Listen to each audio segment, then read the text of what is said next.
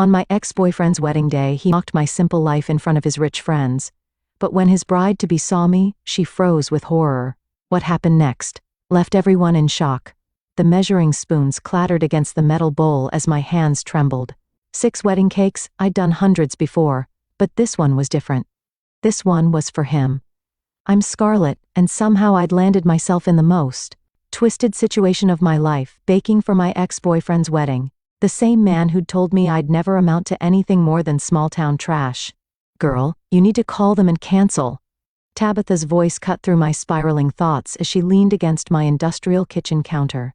This isn't healthy. I can't.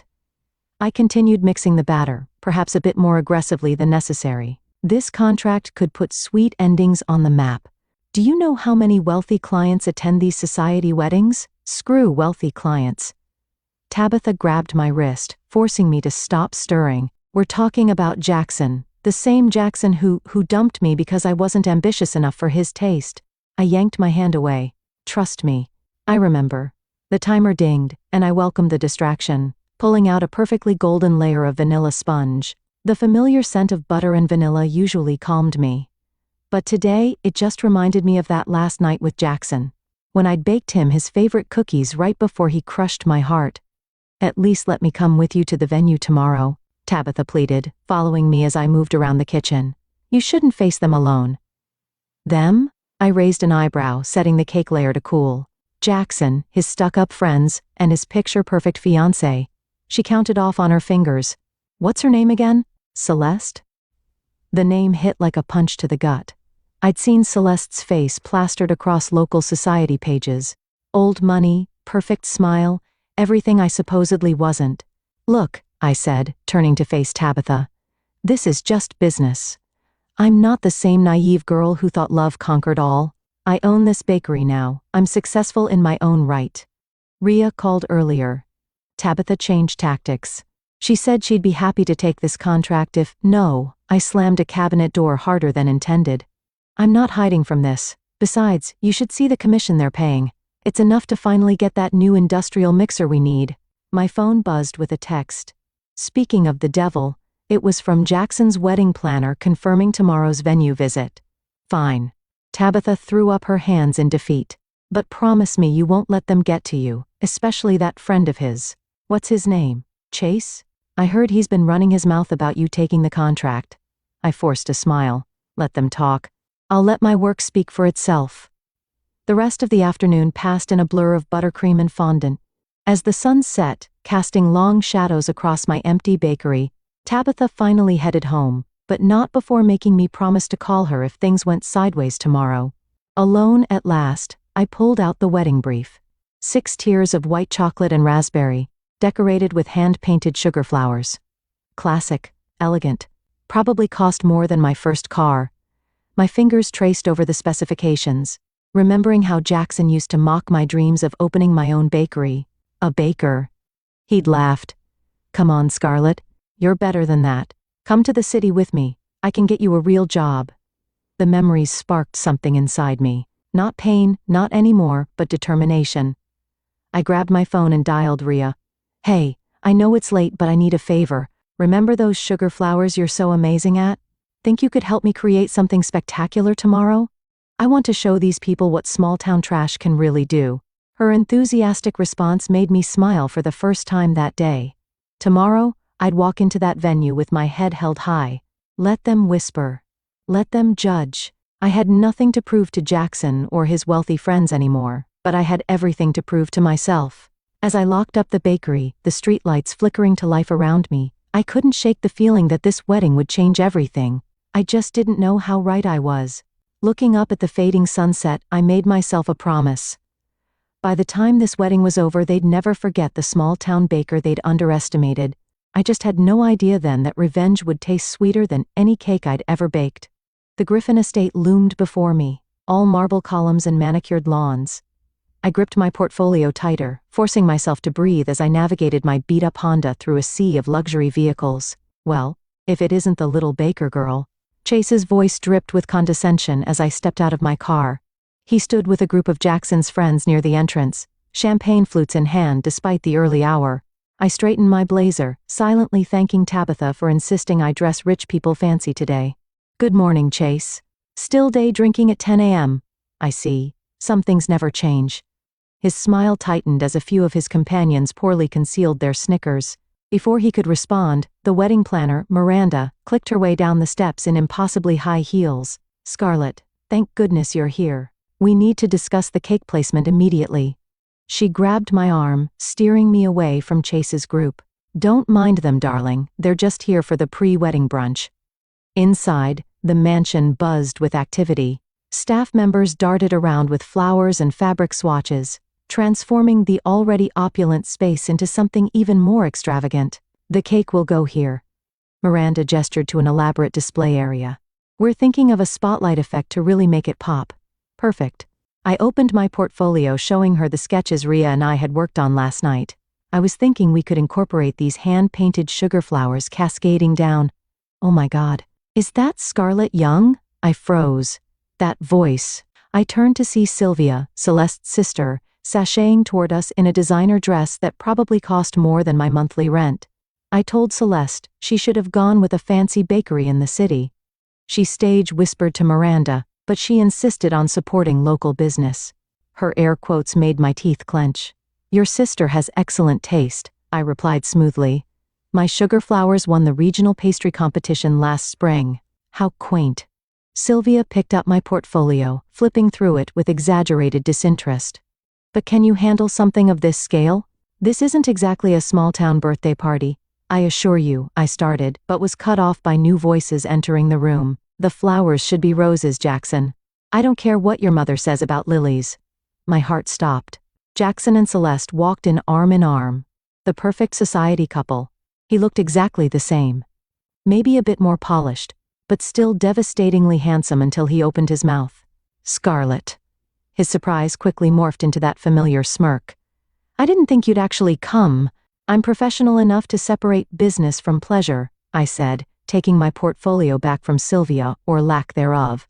Celeste's eyes darted between us, her perfect smile never wavering.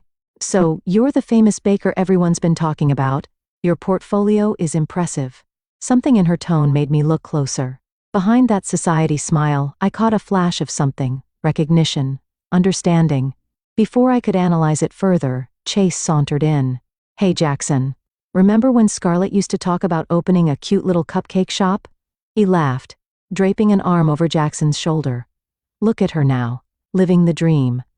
Actually, I cut in, pulling up photos on my tablet. Sweet Endings was just featured in Wedding Style magazine. These are from the governor's daughter's wedding last month. The room fell silent as they looked at the photos. Even Sylvia's perfectly maintained eyebrows rose slightly. Well, Miranda clapped her hands, breaking the tension. We should discuss the delivery schedule.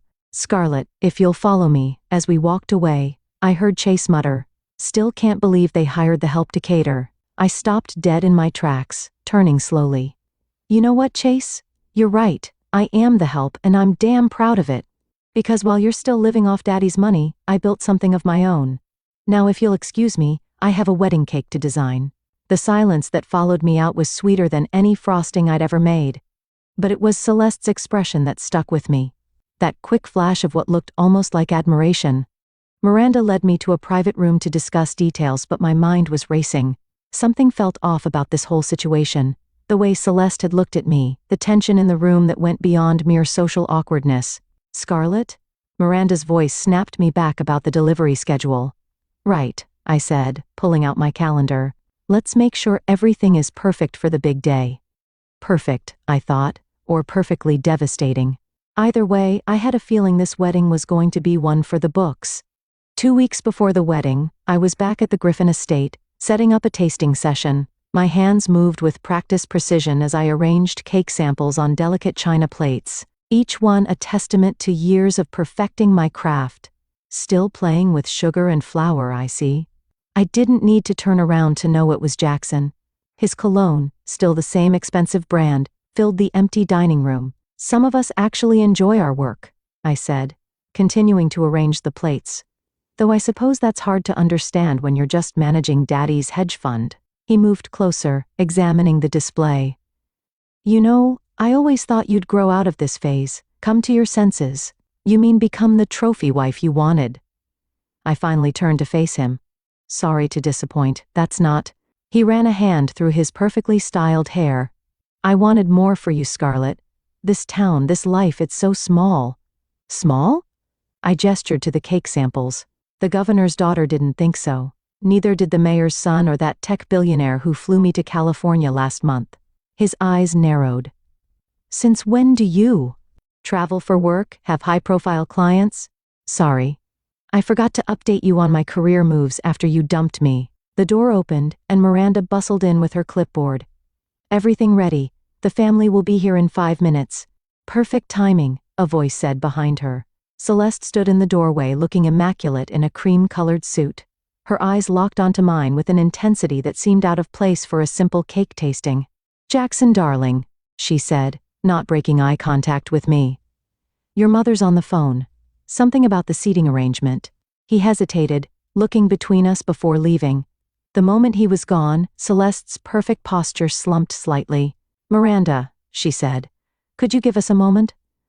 After Miranda left, Celeste approached the display, picking up a fork. You made these yourself? Every layer. I watched her carefully. Is there a problem? No, she said, sampling the lemon cake. They're excellent, just like the ones you used to make for the homeless shelter on 5th Street. My hand froze mid-arrangement. How did I volunteered there, she said quietly. 3 years ago, before my family. She trailed off, her perfectly manicured nails tapping against the china, before things changed. Before I could respond, the doors burst open. Chase and Sylvia entered, followed by several other members of the wedding party. Oh, good cake. Chase grabbed a fork. Let's see if small-town baker can compete with Chase. Celeste cut him off sharply. Show some respect. Scarlet's work is exceptional. The room fell silent. Chase's fork stopped midway to his mouth. In fact, Celeste continued, I'd love to discuss some special requests with you, Scarlet, privately. Perhaps tomorrow? Sylvia's eyes narrowed. Celeste, we have the final dress fitting tomorrow. I'll reschedule. Celeste handed me a business card. My private number's on the back. Call me in the morning. The tasting continued in a blur of compliments and critiques, but my mind was elsewhere. Something was happening beneath the surface. Something in Celeste's eyes when she mentioned the shelter.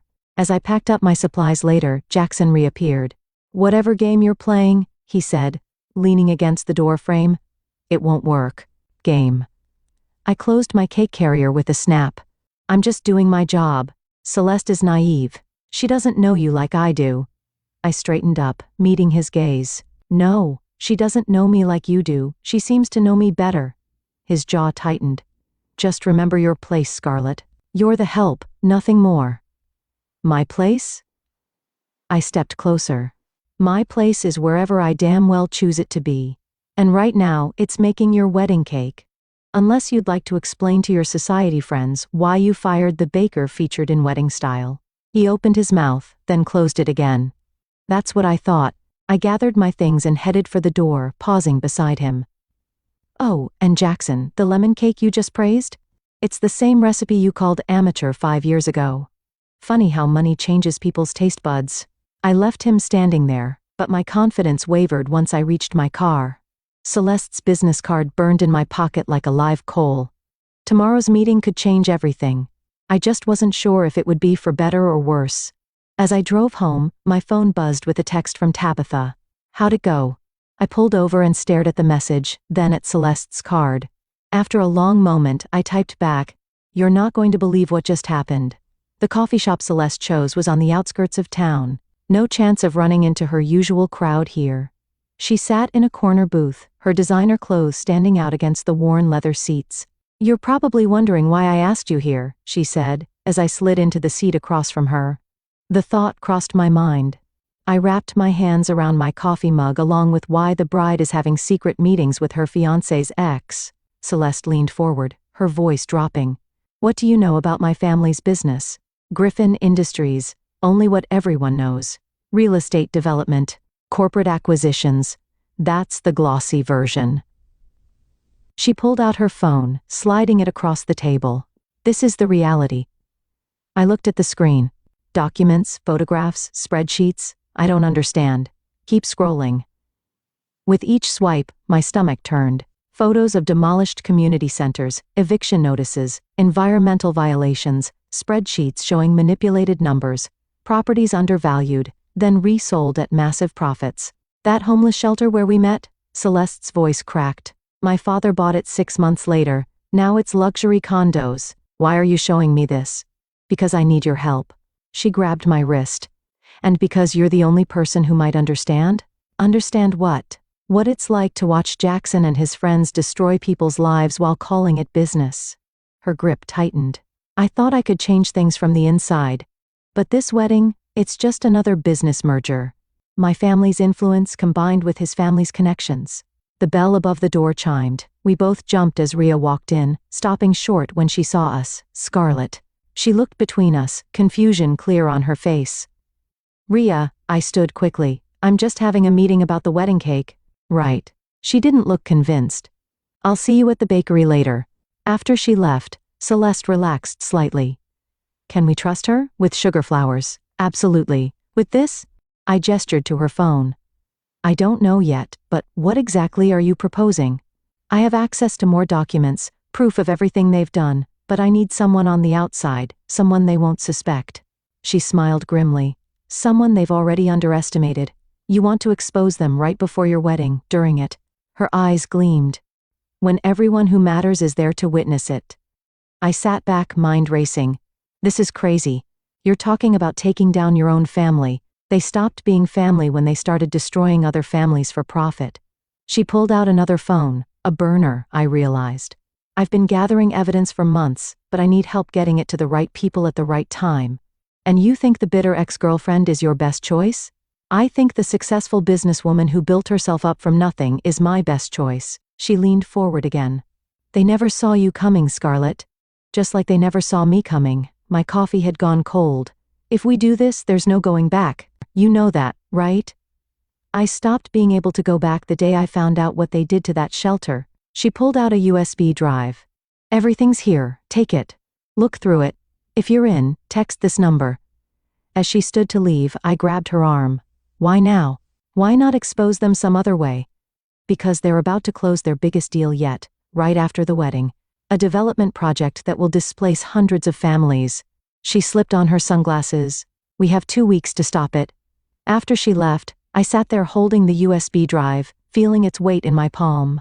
My phone buzzed, a text from Rhea. Everything okay? That looked intense. I stared at the message, then at the drive. Finally, I typed back, Can you come over tonight? I need your help with something, but you have to promise to keep it quiet. Of course, should I bring wine? Bring the whole bottle. We're going to need it. I tucked the drive into my pocket and headed for the door. The same barista who had served us watched me leave. And I wondered briefly if Celeste had chosen this place because it was scheduled for renovation soon. Outside, the summer sun beat down on the cracked parking lot. My phone buzzed again.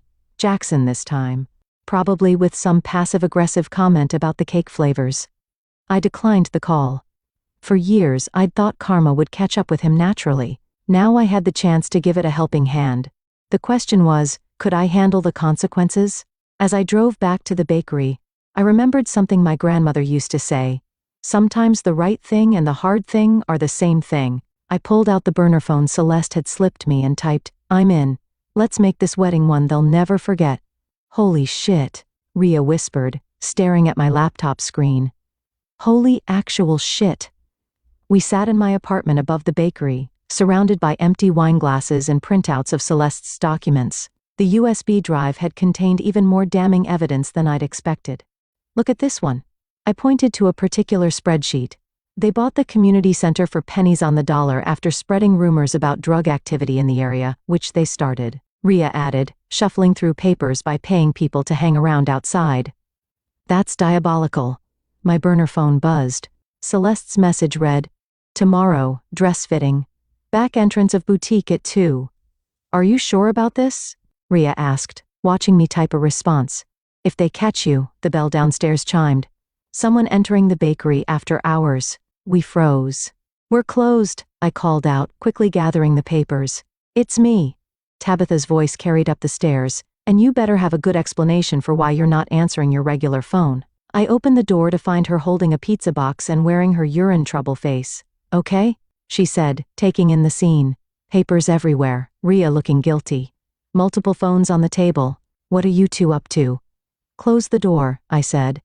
As we filled her in, Tabitha's expression shifted from concern to shock to something like grim determination. So let me get this straight, she said, pacing. You're going to help the bride expose her family's corruption at her own wedding, which you're catering? That's the plan. Girl, she stopped pacing. This isn't just karma anymore. This is some Ocean's 11 level stuff. I know it's risky. Risky? Rhea cut in. Scarlet, these people destroyed entire communities. What if they come after you, after the bakery? My burner phone buzzed again. Celeste, bring a cake sample tomorrow. Make it look routine. They won't, I said more confidently than I felt, because we're going to be smart about this. I pulled out a fresh piece of paper. Rhea, you're the best at sugar work I know. We need a way to hide USB drives in the cake decorations. What? She paused, then grabbed a pencil. Actually, I might have an idea. Those sugar flowers we were planning, we could hollow out the centers. Perfect. I turned to Tabitha.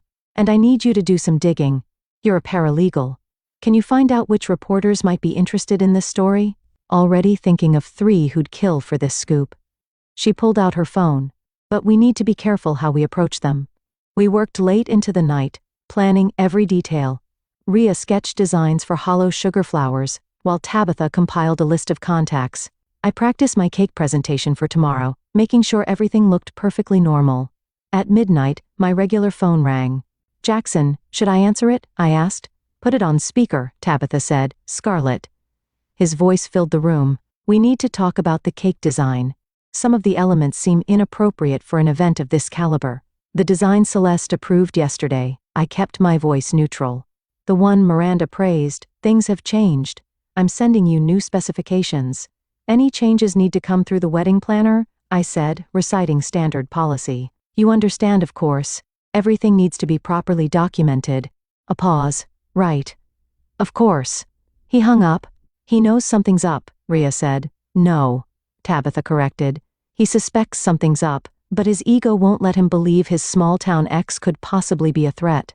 My burner phone buzzed one last time. Celeste, be careful tomorrow. Sylvia's getting suspicious. I looked at my friends, then at the evidence scattered around us. Last chance to back out. This could get ugly. Rhea stood up, gathering the sketches. I'll start on those sugar flowers first thing tomorrow. I'll make those calls, Tabitha added, grabbing her coat. Just promise me you'll be careful tomorrow. After they left, I stood at my window, looking down at the quiet street below. The bakery sign cast a soft glow on the sidewalk, sweet endings in elegant script. My phone buzzed one final time, a text from an unknown number. Watch your back, baker girl. Something should stay buried. I took a screenshot and sent it to both Rhea and Tabitha, then typed out a message on the burner phone to Celeste. Game on, see you tomorrow. Looking at the scattered papers, I realized there was no turning back now. Tomorrow would set everything in motion. I just hoped we were ready for whatever came next. I picked up a photo from the pile, the demolished homeless shelter. Sometimes revenge isn't just about getting even. Sometimes it's about making things right.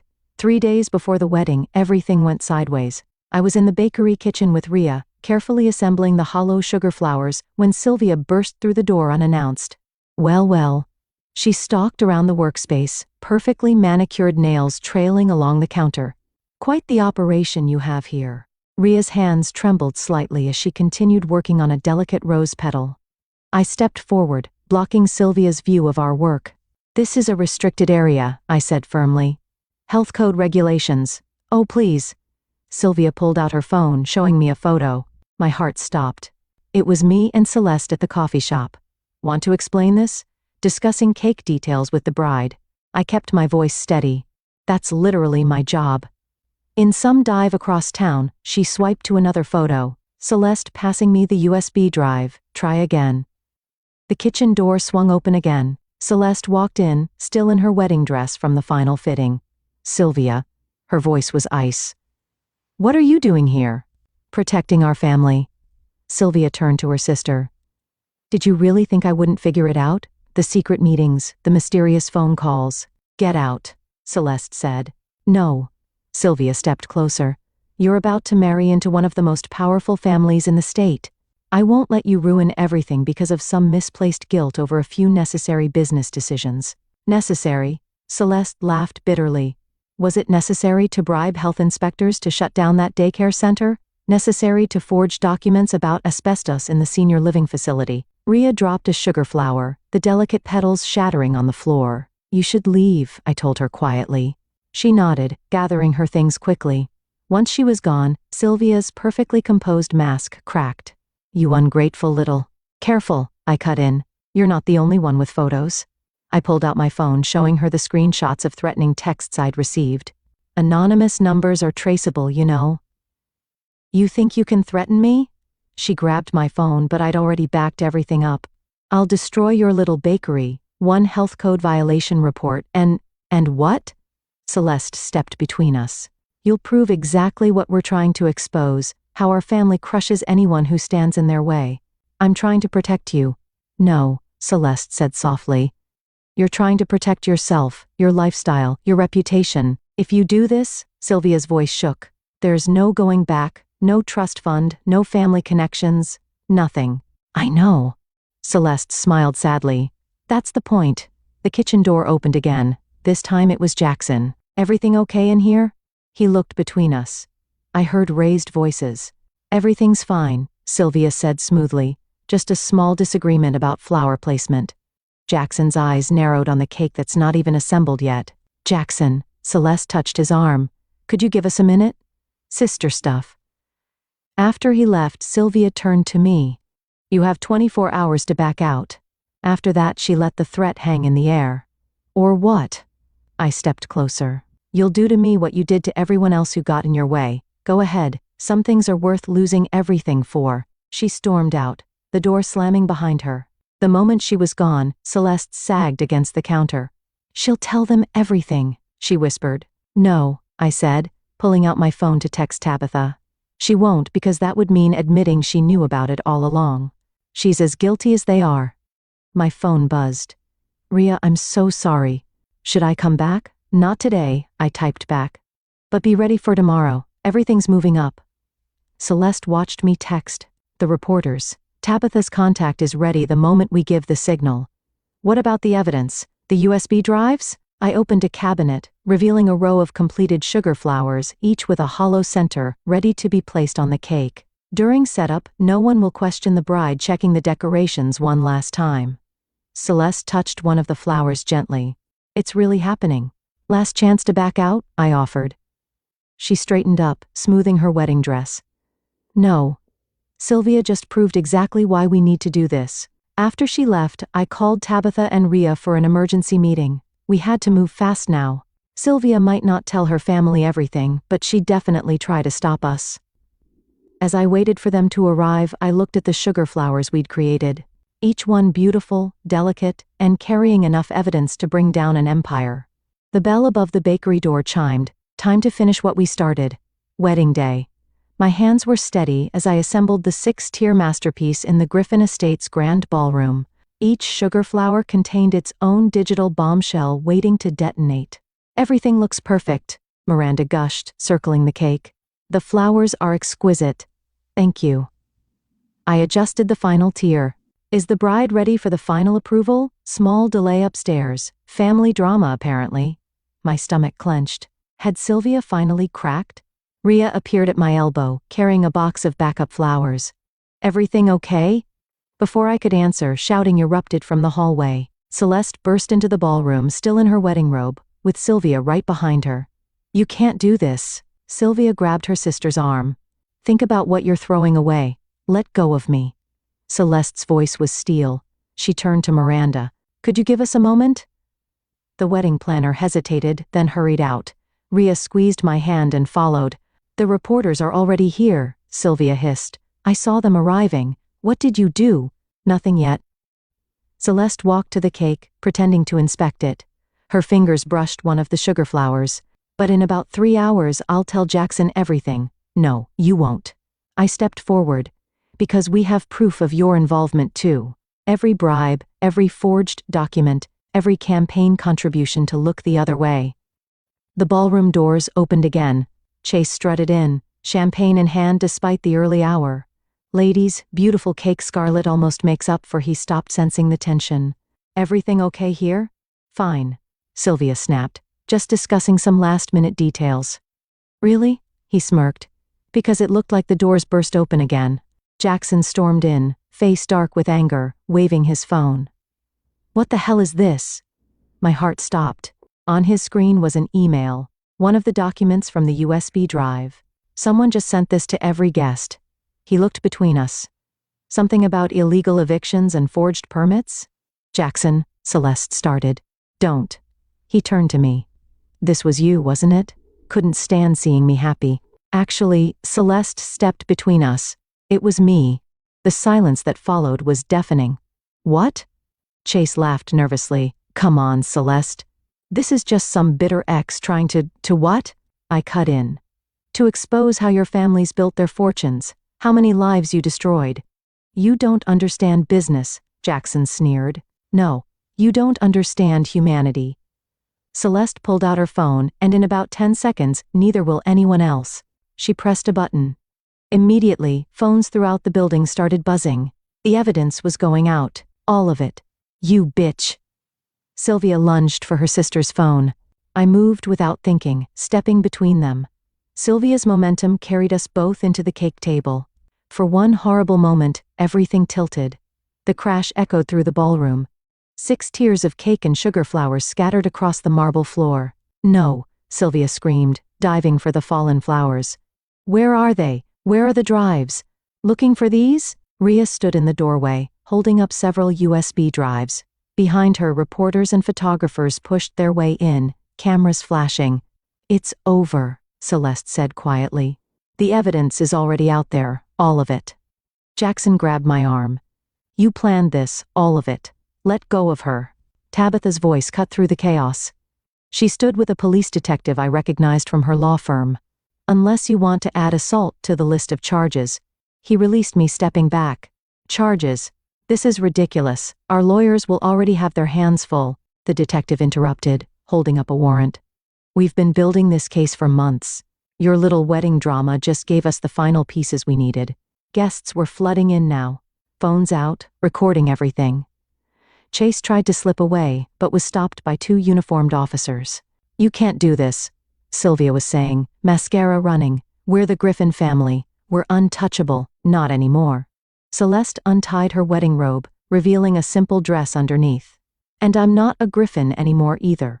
I watched as the detective began reading rights, as reporters shouted questions, as the perfect society wedding imploded spectacularly. Scarlet? Rhea touched my arm. The cake, I looked at my masterpiece, destroyed on the floor. Worth it. Besides, Tabitha grinned, snapping pictures with her phone. This is going to make one hell of a story for your bakery's social media. Through the chaos, Celeste caught my eye and nodded. We'd done it.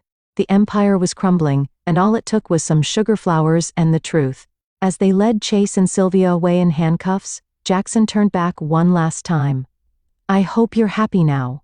I looked at the destruction around us, the ruined cake, the shocked guests, the imploding dynasty of corruption. Actually, I said, I am. The autumn breeze carried the scent of fresh paint as I unlocked Sweet Endings' door. The sign above now read Sweet Endings and Beginnings. My new partnership with Celeste officially launching today. Still can't believe we're doing this, Rhea said.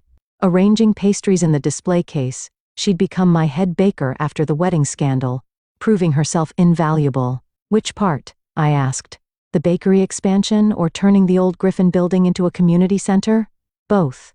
She straightened up, grinning. Though watching Chase's face during the sentencing was pretty unbelievable too. The bell chimed. Celeste walked in, carrying coffee and newspapers. We made the front page again. Of course we did. Tabitha followed her in, legal briefcase in hand. The Griffin-Turner corruption case is the gift that keeps on giving. Every new investigation uncovers more dirt. I spread out the newspaper on the counter. The headline read, Former Society Darling opens community center in seized family property. Your father's lawyer still fighting the asset seizure? I asked Celeste. Trying to. But it's hard to argue when there's documented proof of how they acquired the buildings. She pulled out building plans from Tabitha's briefcase. The shelter reopens next week. We've already got programs lined up for job training, childcare, everything we discussed. The bell chimed again. Miranda, the former wedding planner, walked in. Please tell me you're still catering events, she said. I have 3 clients who specifically requested the bakery that took down the Griffins. We're expanding that side of the business too, I said, sharing a look with Celeste, though maybe with less drama this time. Speak for yourself. Rhea pointed through the window. Jackson was walking up to the door. We all tensed, but Tabitha just smiled. Don't worry, he can't come within 100 feet of any of you. Court orders are beautiful things. He stood outside, staring through the glass. I met his gaze steadily. Finally, he dropped an envelope in our mailbox and walked away. I'll get it, Tabitha said, returning with the envelope. It's a check for the ruined wedding cake. Little late for that, Rhea snorted. Donate it to the center, I said. Turning back to the building plans, we've got real work to do. The day flew by in a blur of customers, many asking about the story behind our new partnership. Each time, Celeste told it proudly, how exposing corruption led to redemption. How a ruined wedding cake created something sweeter than revenge. As evening approached, we gathered in the kitchen for our traditional end-of-day coffee. Remember when you thought you were just catering a wedding? Tabitha teased. Remember when you thought small-town life was beneath you? I shot back at Celeste, who had traded her designer clothes for flour-dusted aprons. Best mistake I never made, she said, raising her coffee cup too. Sweet endings and sweeter beginnings, Rhea added. The door chimed one last time. A young woman entered, clutching a newspaper. Are you the ones? She asked. The ones who exposed everything? We nodded. My family, we lost our home to Griffin Industries last year. But now, with the investigations, she wiped her eyes. We're getting it back, all the families are. Celeste stepped forward, taking the woman's hands. Come to the center next week. We're helping families navigate the restitution process. After she left, we stood in comfortable silence. You know, Rhea said, we never did figure out who sent that first email to the wedding guests. Tabitha smiled mysteriously. Sometimes karma needs a little push. My phone buzzed. Another interview request about the scandal. I declined it. Ready to lock up? I asked. Almost. Celeste pulled out a small box. Inside was a sugar flower, perfectly crafted. Rhea helped me make it. Thought we could keep one as a reminder. Of what? How to crash a wedding spectacularly. Of how sometimes the sweetest revenge is living well and doing good. We locked up together, the setting sun casting long shadows through our new sign. Outside, the old Griffin building was being transformed. Its imposing facade softened by community artwork and welcome banners. Same time tomorrow? Rhea asked. Wouldn't miss it, I said. As they left, I looked at our reflection in the bakery window. Not just a small-town baker anymore, but someone who'd helped change things for the better. The sugar flower sat in its box, a reminder that the most beautiful things can hide the most powerful truths. I turned off the lights and stepped outside. Tomorrow would bring more work, more challenges, more chances to make things right. But for now, standing in front of my bakery, our bakery, I felt something sweeter than revenge could ever be. I felt peace,